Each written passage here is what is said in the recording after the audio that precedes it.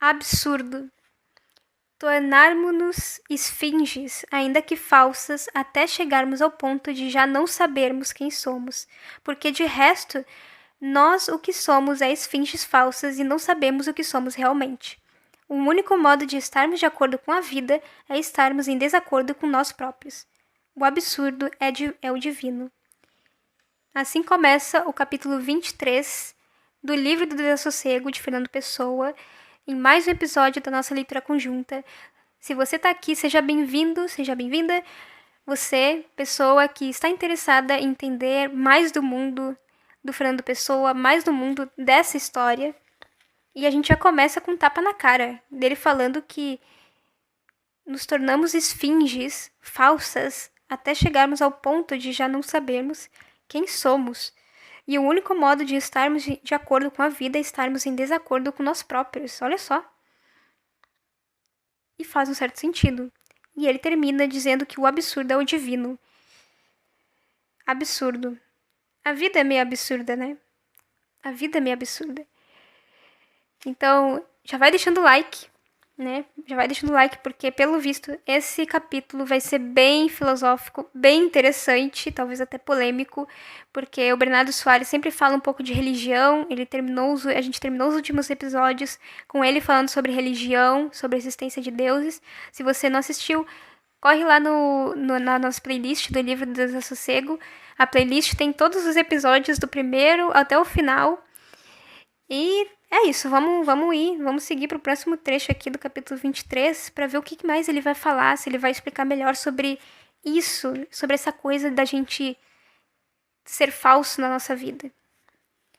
Estabelecer teorias, pensando-as paciente e honestamente, só para depois agirmos contra elas, agirmos e justificar as nossas ações com teorias que as condenam.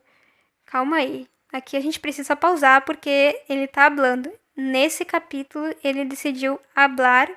A gente tá aqui na página 31 do livro, para quem quiser acompanhar. Quem não quiser pode só ouvir, sem problema nenhum.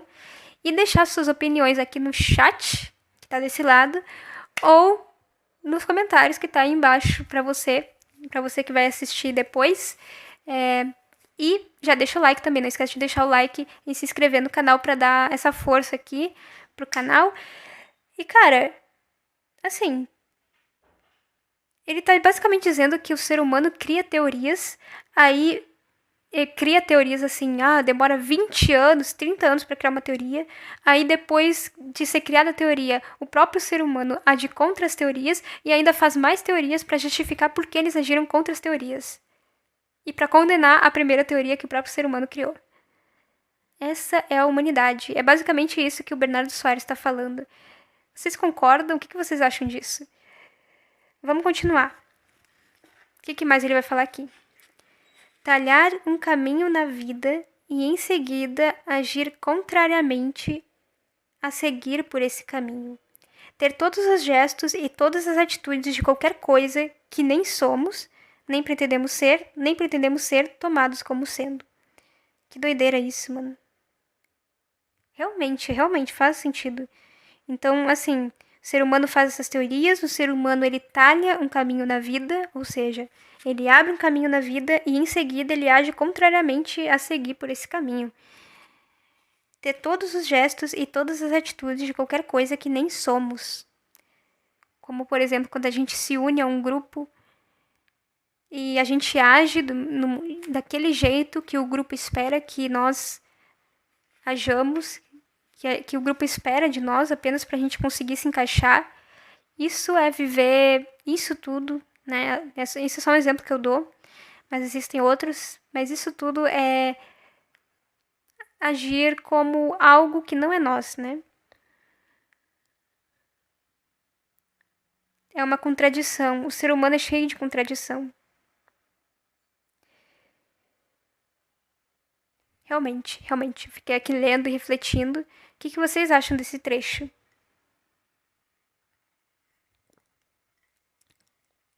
Todo mundo já se sentiu assim alguma vez na vida. Já esteve em um lugar que não era, claramente não tinha nada a ver com você. Um lugar cheio de pessoas de situações e que exigisse um modo de ser que claramente não se encaixava com o que você acredita. Isso já aconteceu comigo. E muitas vezes a gente mesmo cria esses espaços que não tem nada a ver com a gente, né? Por diversos motivos. Seja para conseguir uma companhia, seja para conseguir dinheiro, né? Bom, vamos continuar. Comprar livros para não os ler. Ir a concertos nem para ouvir a música, nem para ver quem lá está. Dar longos passeios por estar farto de andar e ir passar dias no campo só porque o campo nos aborrece. Comprar livros para não os ler. Eu me identifiquei. Eu tenho um monte de livro aqui não lido. No caso, boa parte deles não foi comprada, mas alguns não foram comprados. Mas ainda assim, realmente o ser humano é muito contraditório. Colocar música numa playlist e nunca ouvir ela, fazer uma playlist e nunca ouvir a playlist, né? Escrever um livro e nunca publicar, fazer coisas que nos aborrece. A gente é contraditório, né? E geralmente aquilo que nós repudiamos é o que mais nos atrai. Isso também faz parte da contradição humana. O ser humano em si é um bicho esquisito. O ser humano é um bicho muito esquisito. Muito esquisito.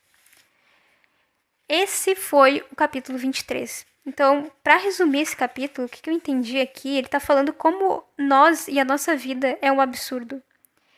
Justamente por ser contraditório, por a gente fazer coisa que nos aborrece, né? Fazer coisas que nos aborrece. Fazer coisas que a gente nem entende. Fazer coisas e agir como coisas que não somos nós. Agir como outra pessoa. Ser falso, né? Isso é absurdo, mas ele diz ali no início que o absurdo é o divino. No final das contas, essas contradições que a gente se encontra, essa coisa da gente viver em desacordo com nós mesmos, faz parte da vida, né? E, de certa forma, há uma beleza, me parece, nessas contradições também. É o ser humano. Que é esse bichinho aqui que a gente não compreende completamente e que o Bernardo Soares tenta compreender nessas páginas desse livro. Vamos para o capítulo 24. E estamos na página 32. Esse é o penúltimo capítulo. Eu vou parar aqui a leitura conjunta no capítulo 25, que com certeza ele vai falar bastante, porque o capítulo 25 parece longo, tá? E vocês podem dar sugestões de livros clássicos nos comentários que vocês gostariam de ver nas próximas leituras conjuntas, ok? Então vamos lá, capítulo 24. Hoje, como me oprimisse a sensação do corpo, aquela angústia antiga que por vezes extravasa, não comi bem, nem bebi o costume, no restaurante ou casa de pasto, em cuja sobreloja baseio a continuação da minha existência. E como, ao sair o criado verificasse que a garrafa de vinho ficara no meio, voltou-se para mim e disse: Até logo, Sr. Soares, e desejo as melhoras.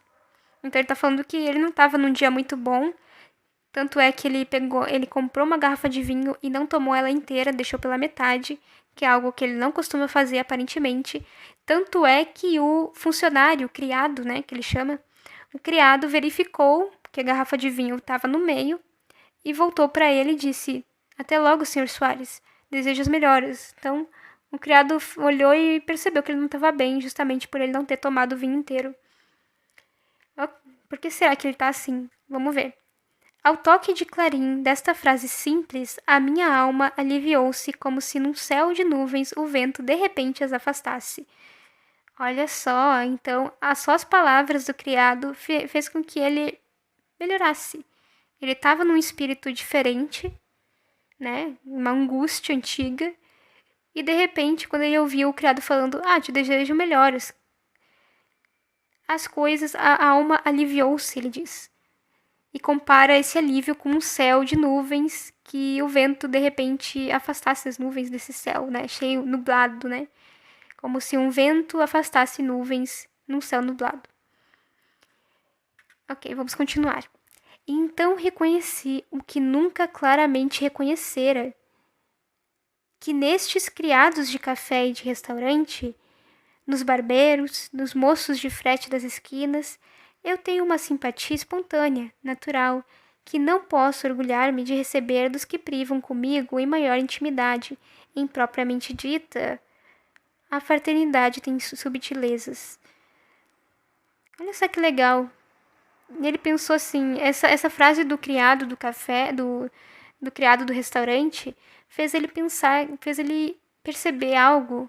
E esse algo é que ele tem uma simpatia natural, espontânea, por essas pessoas que fazem fraternidades, aparentemente que fazem trabalho simples, né, e que a gente não enxerga, que não ganham muita atenção, né, como esses criados de café e de restaurante, os barbeiros, o moço do frete.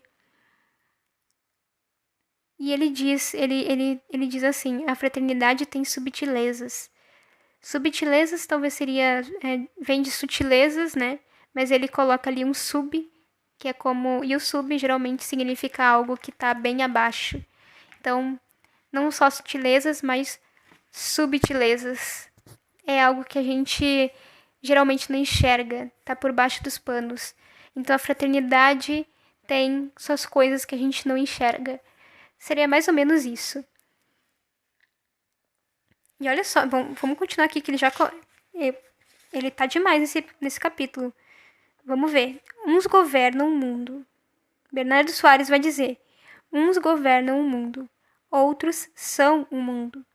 Entre um milionário americano com bens na Inglaterra ou Suíça e o chefe socialista da aldeia, não há diferença de qualidade, mas apenas de quantidade.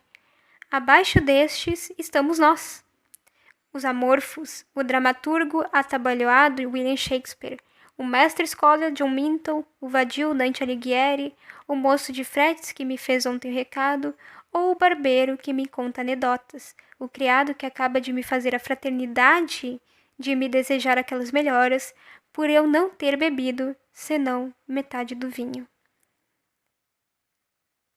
Uns governam o mundo, outros são o mundo.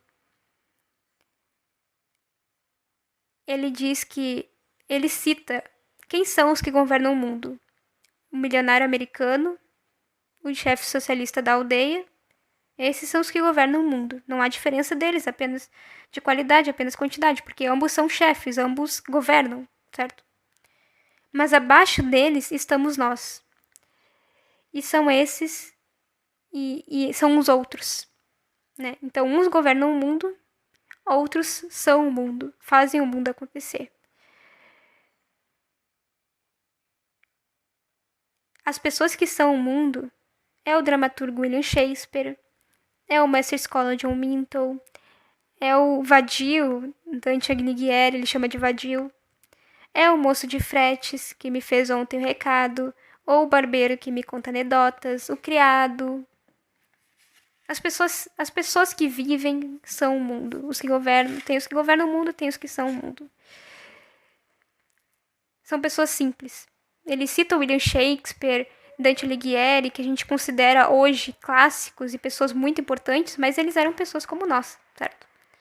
Não há diferença entre nós e eles, senão o tempo que eles viveram, as obras que eles produziram. Obviamente que eles são pessoas que fizeram trabalhos muito importantes, mas ainda assim são pessoas, certo? O Bernardo Soares coloca eles na mesma posição que nós, que ele chama de amorfos. Amorfos são coisas sem forma, são coisas disformes, ou seja, pessoas estranhas. E essas são o mundo. Até porque eu penso, né? O mundo, ele não é perfeito. Ele é amorfo também. Ele tem dessas coisas. E é interessante ele pensar nisso. E ele chama de fraternidade essa ação do criado. Então, só por ele não ter tomado o vinho inteiro, o criado desejou melhoras. Enquanto tem pessoas mais próximas do Bernardo Soares que não perceberam que ele está mal. Mas aquele criado percebeu, só por causa do vinho.